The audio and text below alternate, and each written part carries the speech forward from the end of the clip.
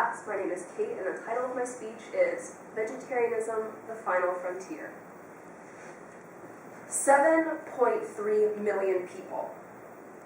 According to the magazine Vegetarian Times, this is the amount of people we have in America today who are vegetarian. 7.3 million. That's about 3.2 of the population, and that number is only growing. I myself, as of tomorrow, have been vegetarian for 1 year and 1 month. I cannot say enough good things about it. I absolutely love it. I thought it was a fantastic decision for me to make, and I have not regretted it a day since. However, I understand that vegetarianism is not for everyone. You may really love being an omnivore. I can respect that. You love your meat, you love your dairy, you love your eggs, that's just fine. But what happens when you discover that the girl you like is vegetarian, or when your best friend decides to go vegan? I would like to help you out with that. Today I'd like to talk a little bit about the different types of vegetarianism, the health benefits of going vegetarian, and then also how vegetarian food might be a lot closer than you think. So to begin, there are 3 basic types of vegetarianism, although every vegetarian sets their own boundaries a little bit differently. Our first vegetarian, I would like you guys to meet Janelle. Janelle goes to HBU, she's on the dance team, and she's been vegetarian for 3 years. Janelle is the same type of vegetarian that I am. Very basic, we still eat dairy and egg, sort of animal byproducts, but no actual meat. When I talked to Janelle about her vegetarianism, she said that some of her favorite vegetarian foods were acai bowls, an excellent, delicious, healthy choice. Hummus, which you can eat a whole variety of different ways. And edamame, which is a really, really good source of protein for vegetarians who obviously don't eat meat. The second major type of vegetarianism is pescatarian. This means that people don't eat meat except for fish.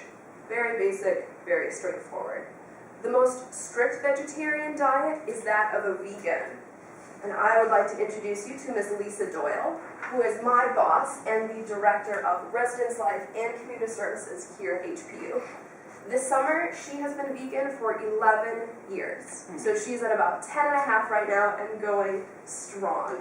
Obviously, that's an entire way of life when you make the decision to go vegan, and it comes with a lot of different choices to make.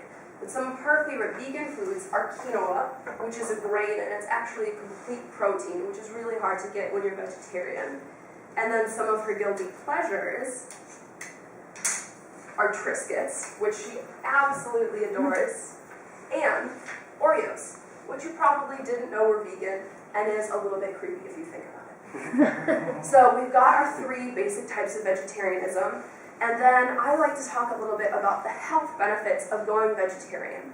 Now, according to an ADA press release that I found on eatright.org, going vegetarian can lower your risk of cancer, stroke, diabetes, and heart disease. So in terms of cancer, being vegetarian can lower your risk of cancer by 50%. When you think about how many people have cancer in the world, 50% is a lot. If you want to take care of yourself, you don't want to end up having cancer. It might be a good option. Part of the issue is that during the meat packaging and the processing of it, it's exposed to a lot of carcinogens or cancer-causing agents. Whereas a lot of fruits and vegetables, those items in a plant-based diet, have a lot of natural cancer-blocking aspects to them. It's very, very healthy and fantastic. Now, vegetarianism can also aid in terms of strokes. People who are vegetarianism generally have a lower rate of strokes. And when somebody does have a stroke, there is significantly lower mortality rates in those individuals who are vegetarian. So even if you have a stroke, you're more likely to survive it if you have a plant-based diet. Now, it also stands true with diabetes. A lot of the foods that are very, very important for vegetarian diets, which are, the nuts, the whole grains, the fruits, and the vegetables, those are really attributed to lower diabetes rates. They're healthy, they're good for you, there's not processed sugar, you don't have those negative aspects. in those foods. Now, possibly the best, the most important, most impactful health benefit of going vegetarianism is the lowered risk of heart disease. Heart disease, it's pretty common knowledge, is the #1 cause of death in America. Now, if you're vegetarian, you have a 24% less chance of getting heart disease, according to vegetariannutrition.info. If you're vegan, that goes up to 57%. You are 57% less likely to get heart disease if you do not eat any animal byproducts. That is absolutely amazing.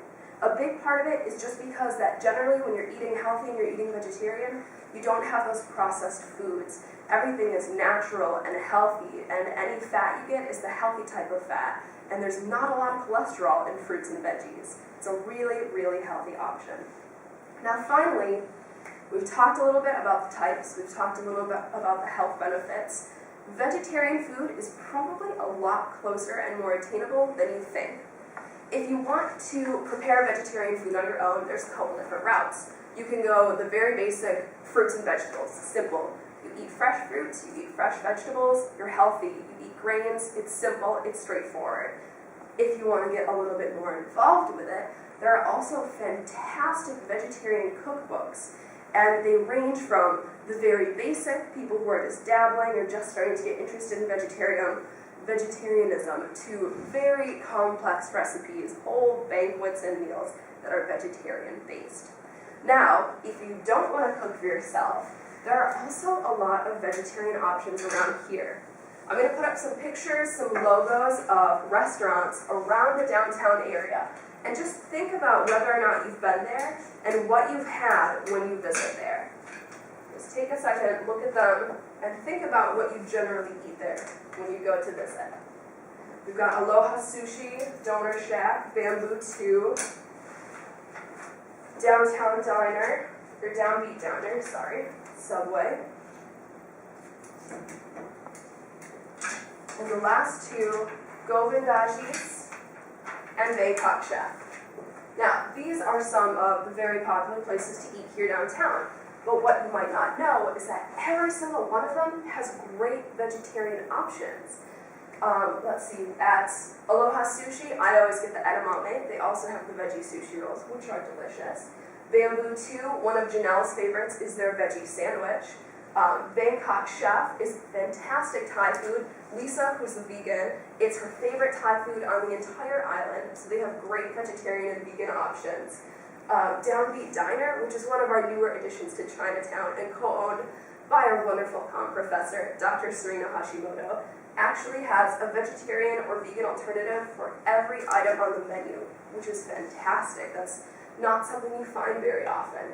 Even Donor Shack, Greek food, typically really meat-centered, have a fantastic veggie wrap. Even Subway, something like that, does have great vegetarian options. So you can see that it's pretty easy and pretty straightforward if you really want to make the switch or even just try it out. So we've talked about the types of vegetarians. We've talked about the health benefits of going vegetarian. And we've talked about places you can get vegetarian food. Now, I don't expect any or all of you to go vegetarian after this presentation, but I'd like you to think about something. You don't have to be Thai to eat Thai food. You don't have to be Italian to eat Italian food. Similarly, you don't have to be vegetarian to eat vegetarian food. So don't shoot down a vegetarian restaurant simply because it's vegetarian. Don't write off a veggie wrap just because it doesn't have meat. Just consider it as one of your options. Add it to your list of possibilities. And your mind, your body, and your heart will thank you for it.